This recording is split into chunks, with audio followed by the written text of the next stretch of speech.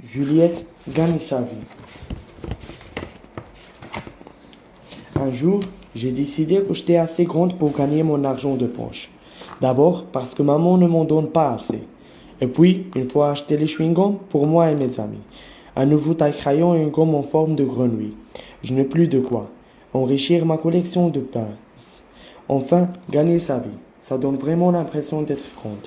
Et moi, j'en ai assez d'être petite. J'ai d'abord pensé à demander 1 franc à maman chaque fois que je sortirais les poubelles. Mais quand j'ai compté le nombre de poubelles qu'il fallait sortir pour me payer une place de cinéma, j'ai préféré trouver une autre idée. Ensuite, j'ai proposé de mettre à la table à chaque repas. Mais Benjamin a eu la même initiative. Et à deux, l'affaire n'était plus rentable. Alors, quand ma copine Pauline m'a confié qu'elle ne savait pas quoi faire de ces poissons exotiques pendant son séjour en famille au Baléares, j'ai eu comme une illumination. Je savais déjà prendre soin d'un chien et d'une chatte. Pourquoi ne serais-je pas m'occuper de quelques poissons, d'un canari, d'une tortue ou d'un cochon d'Inde moyennant une coquette petite pension? C'est ainsi que, pendant les vacances, je me suis retrouvé à la tête d'une ménagerie. Pauline, son papa et son cousin ont porté dans ma chambre un assez grand aquarium où ces poissons évoluaient gracieusement. Nadja m'a confié ses hamsters, Nordine sa tortue et Zoé son anierier corse. Les premiers jours à la maison, tout le monde trouvait ça très bien. Maman disait que ça me responsabiliserait. Papa trouvait qu'il était temps que les enfants aujourd'hui apprennent que rien ne tombe tout rôti dans la vie. Benjamin s'intéressait aux propriétés zoologiques des poissons, des hamsters et surtout de l'araignée corse. Il faut dire que celle-là, je n'avais parlé qu'à lui. J'avais eu le pressentiment que maman ne l'aimerait pas. Je l'avais enfermée dans une boîte, au fond de mon tiroir à chaussettes. Et le soir, Benjamin et moi, nous la sortirons afin de la gaver d'insectes et de l'observer à la nuit. Les problèmes ont commencé avec les poissons. Comme j'aime beaucoup Pauline, j'ai décidé de dépenser les premiers sous que j'avais gagnés en achetant 3 nouveaux poissonnières. Le marchand n'a pas très bien su m'expliquer comment distinguer les mâles des femelles, mais je n'ai pas vraiment insisté pour le savoir. Il s'est contenté de me montrer comment les nourrir de quelques pincées de poudre spéciale, et je les ai jetés dans l'eau avec les autres. Au bout de 3 jours, j'ai remarqué que le nouveau poisson grossissait à vue d'œil et que les autres disparaissaient.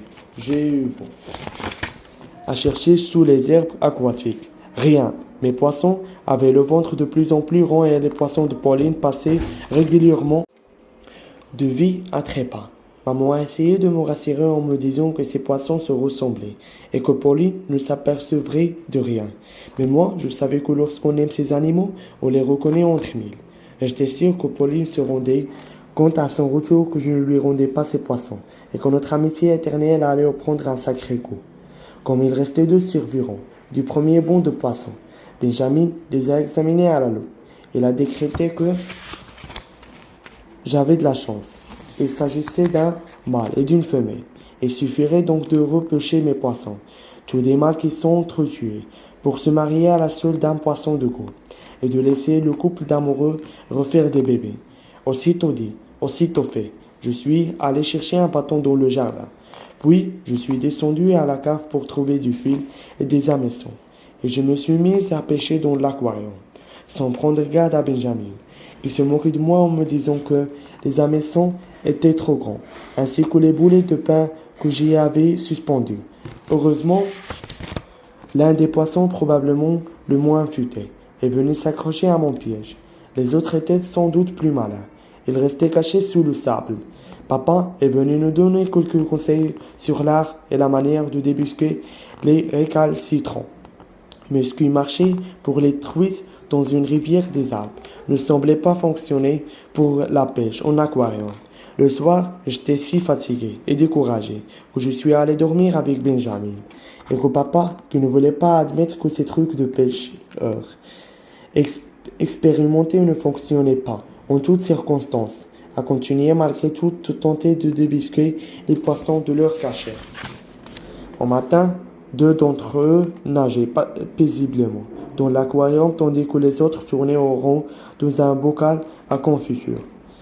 Ingénieusement, papa avait confectionné une épousette avec une passoire et un manche à balai.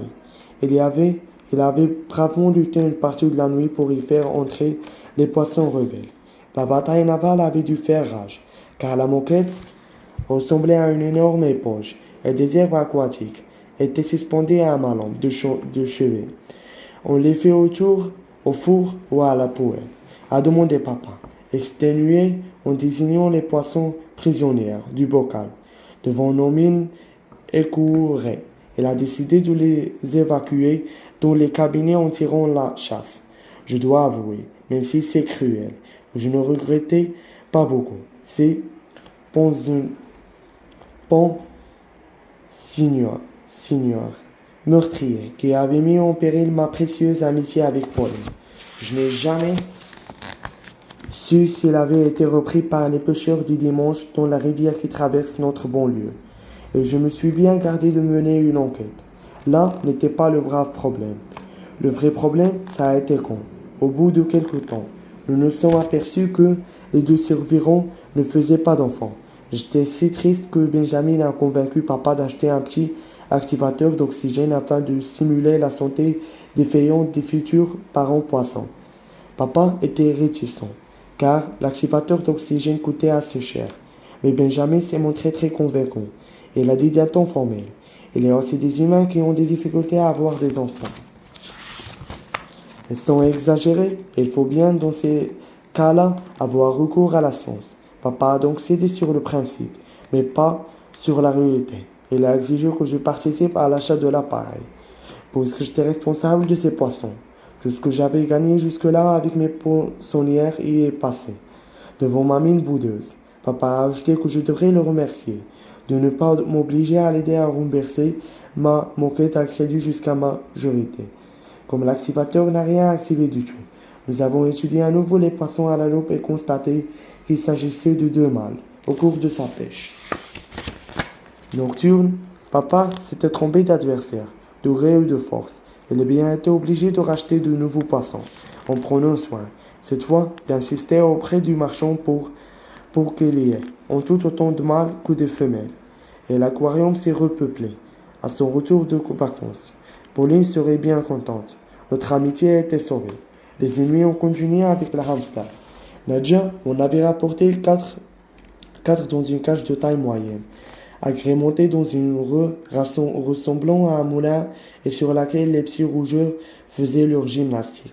Au contraire, des poissons de Pauline disparaissaient à vue d'œil. Je trouvais 6 nouveaux hamsters dans la cage. Les deux parents hamsters avaient programmé des bébés avant de prendre pension chez moi. Au début, Benjamin et moi, nous avons trouvé ça mignon. Nous nous sommes extasiés sur les rongeurs minuscules qui se cachaient sous le foin. Puis, les deux autres parents hamsters ont donné également naissance à des petits, trop nombreux dans la cage. Ils ont commencé à se disputer. Certaines nuits, j'entendais des cris aigus qui m'empêchaient de dormir. Certains matins, je trouvais des hamsters mordus ou assommés par leurs voisins. Et il fallait les soigner en prenant garde de ne pas se faire croquer le bout des doigts. Consultez, papa nous a dit de nous débrouiller. Benjamin était d'avis de les laisser s'entretuer, car c'était la loi de la jungle. Moi, je trouvais qu'en effet de la jungle, la cage paraissait bien étroite et risquait de ne pas suffire à abriter les vivants et les morts. Alors, Benjamin a une idée de génie. Nous allions monter un commerce de hamsters dans le quartier, puisque c'était lui qui avait songé à cette entreprise. Le plus gros de l'argent des ventes serait pour lui. Mais puisque c'était moi qui avais pris les premiers hamsters en pension, je recevrais un pourcentage. Au bout du compte, nous rendrions à Nadja exactement le nombre de hamsters qu'elle m'avait confié. Et nous avons commencé un autre négoce. Nous étions tellement enthousiastes que nous avons réussi à caser quelques animaux chez des copains. Les pièces s'accumulaient dans notre tirelire, mais les hamsters continuaient à se disputer dans la cage. Bientôt des coups de téléphone ont déferlé sur la maison. Les parents de nos amis protestaient qu'on ne leur avait pas demandé leur avis sur la présence de ces rougeurs dans leur maison ou leur jardin. Alors, maman a pris les choses en main. Elle a acheté une nouvelle cage avec l'argent que nous avions gagné. Puis, elle a amené les petits bêtes chez le vétérinaire. Elle lui a dit de mettre les mâles dans la nouvelle cage et de les laisser les femelles dans l'autre. En rentrant, elle a mis une cage au grenier et l'autre dans le garage, avec interdiction de changer les locataires de place. Quand Nadja reviendrait, il serait temps de lui demander s'il voulait prendre le relais de l'élevage et de notre commerce. Durant tout ce temps, nous avions oublié la tortue dans le jardin et l'araignée dans le tiroir. Nous avons fouillé les buissons et nous avons trouvé la tortue, tête et base rentrée. Elle ressemblait à une grosse pierre et ne bougeait pas. Je me suis inquiété. Elle est peut-être morte, mais Jamil m'a rassuré. Les tortues vivent très longtemps. Il faudra que je me renseigne pour savoir si elle entre ou en hibernation. Je lui ai fait remarquer que les animations qui entrent en hibernation ne dorment que l'hiver. Nous étions au printemps et qu'il faisait très doux. J'ai suggéré. Elle est peut-être timide. Appelons-la gentiment. Au fait, il se nomme comment? A demandé mon frère. Platini. Platini, quel drôle de nom pour une tortue. Nous avons eu beau l'appeler, lui promettre des feuilles de salade, lui dire qu'elle était la plus belle des tortues. Elle n'a pas daigné montrer le bout de son nez. Alors, nous l'avons à nouveau oublié et nous nous sommes mis à jouer. Benjamin m'a lancé un ballon en plastique léger. J'ai couru pour le rattraper, mais Baudu est arrivé avant moi et l'a relancé d'un coup de patte. Le ballon a rebondi. Il est retombé sur la carapace de la tortue, qui a enfin sorti la tête et qui a donné un grand coup de museau en avant. Alors, nous avons compris pourquoi Nordine l'avait appelé Platini. Cette tortue jouait au ballon comme aucune autre tortue au monde ne savait probablement le faire. Aussitôt, nous avons déblayé le terrain et nous avons invité nos amis pour leur faire une démonstration. À quelques francs la place, nous sommes rentrés dans les frais que nous avaient occasionné les autres pensionnaires. Platini était extraordinaire. Notre public, enthousiaste, manifestait sa joie quand, soudain, nous avons entendu un hurlement strident en provenance de la maison. Nous nous sommes tous précipités, en pensant qu'une catastrophe venait d'arriver. Maman se tenait debout sur mon lit, un fer repassé dans les mains. Elle désignait d'un air horrifique mon tiroir à chaussettes. L'araignée corse était sortie de sa boîte. On ne sait trop comment elle s'était installée confortablement au creux d'un colon de laine.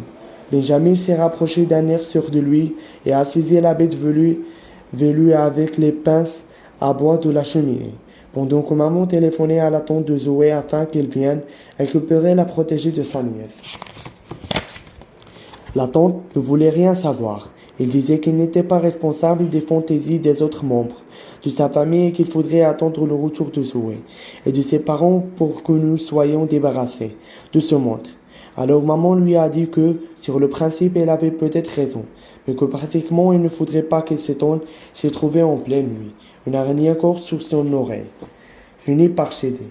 L'araignée a réintégré sa boîte et, muni de quelques provisions, a trouvé refuge dans un coffre-fort, en attendant le retour de sa propriétaire.